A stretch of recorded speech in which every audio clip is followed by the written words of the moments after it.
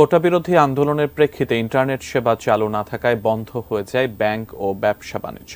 স্থবির হয়ে পড়ে সকল ধরনের লেনদেন। কারফিউ শিথিলের সময়ে খুলেছে ব্যাংক, চালু হয়েছে শেয়ার বাজার। রাজধানীর মতিঝিল শাপলা চত্বর থেকে বিষয়ে বিস্তারিত জানিয়েছেন সহকর্মী মাহাদি সেকান্দার। আমি এখন রয়েছি মতিঝিল শাপলা চত্বরে। এখানে কিন্তু ব্যাংকের বাণিজ্যিক যে কার্যক্রম সেই কার্যক্রম পরিচালিত হয় এই এলাকায়।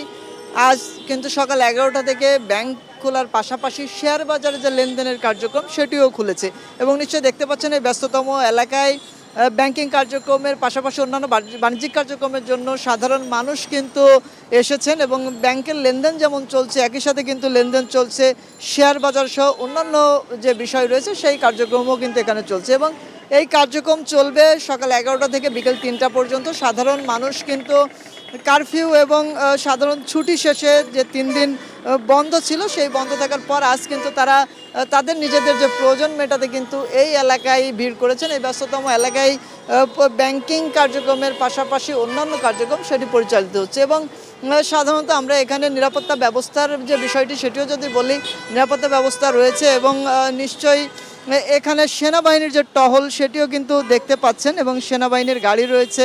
তো সব কিছু মিলে নিরাপত্তা ব্যবস্থাও এখানে নিশ্চিত করা হয়েছে এবং ব্যাংকিং সেবার সাথে সম্পৃক্ত যারা আছেন তারাও কিন্তু সকালে তাদের কর্মে যোগদান করেছেন। সব কিছু মিলে যদি আমি বলি, মতিঝিল শাপলা চত্বর এলাকায় ব্যাংকিং সেবা কার্যক্রম, শেয়ার বাজারের লেনদেন কার্যক্রম এবং বাণিজ্যিক অন্যান্য কার্যক্রম স্বাভাবিক নিয়মে চলছে এবং সব কিছু মিলে মতিঝিল শাপলা চত্বর এলাকা থেকে এই ছিল আমার কাছে সর্বশেষ।